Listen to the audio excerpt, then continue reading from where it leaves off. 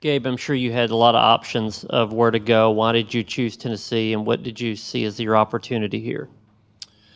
Yeah, the reason why I chose Tennessee is overall the goal that they have to reach a national championship. And I think that Coach Martinez, Coach Banks, they really develop guys, seeing the guys that they put in the league. And I know that I'm coming down the back stretch of my career, so I want to be in a place where, I can achieve that goal. I got a little piece of going to a bowl game last year, and I want to go somewhere bigger and understand the responsibilities that it takes to be able to take those steps. And I want to be able to get coached in the classroom harder than I have before, so I can take those steps, be a better football player at the end of the day, and then use that to be able to help the guys out in my room as well.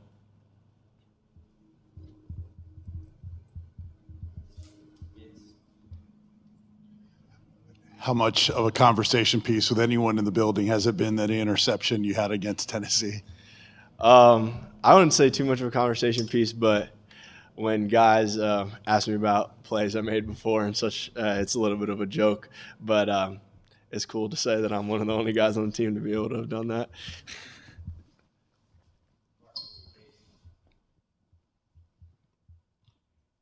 With recruiting, a lot of times people talk about momentum of a program. Did the momentum of this program really help shape you wanting to come here?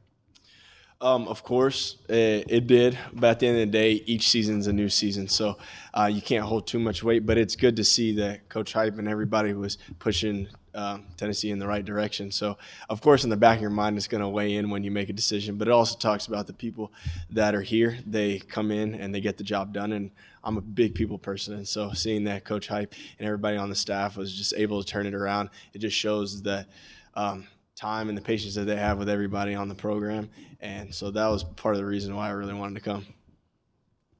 How would you say that the versatility of the secondary really ups the level of play when it comes to defense and what you guys can do? Yeah, I think it's pretty awesome to see that anybody from the safety to the star to the corner can play any position on the field.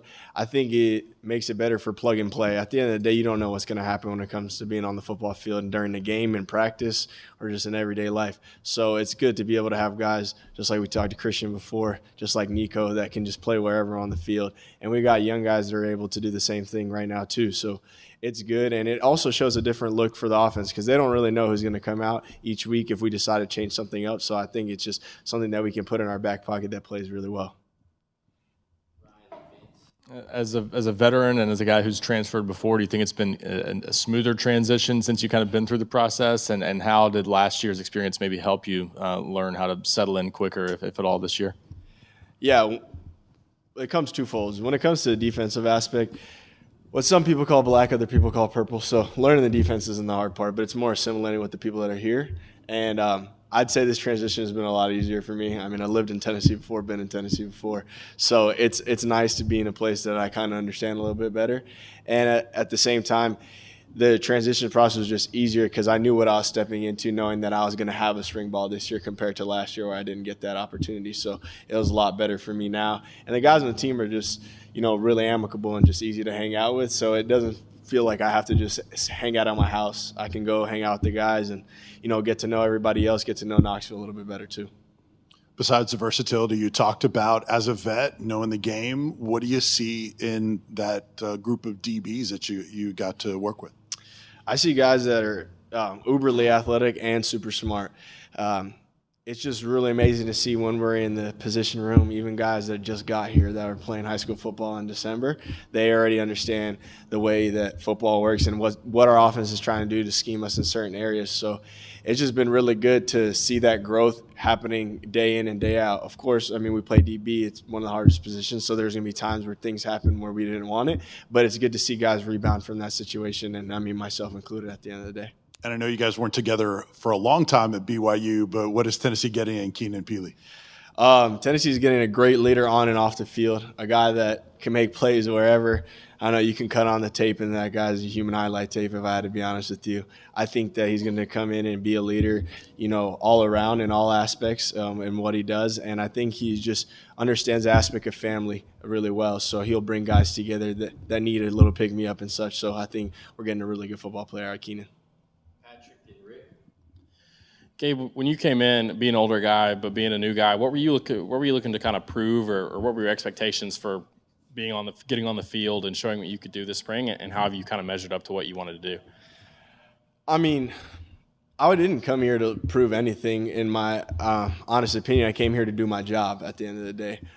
We need help in certain areas, and I'm coming to help in those certain areas. If it means teaching the guys, it means getting on the field, that means making the plays that need to be made. That's what I came here to do.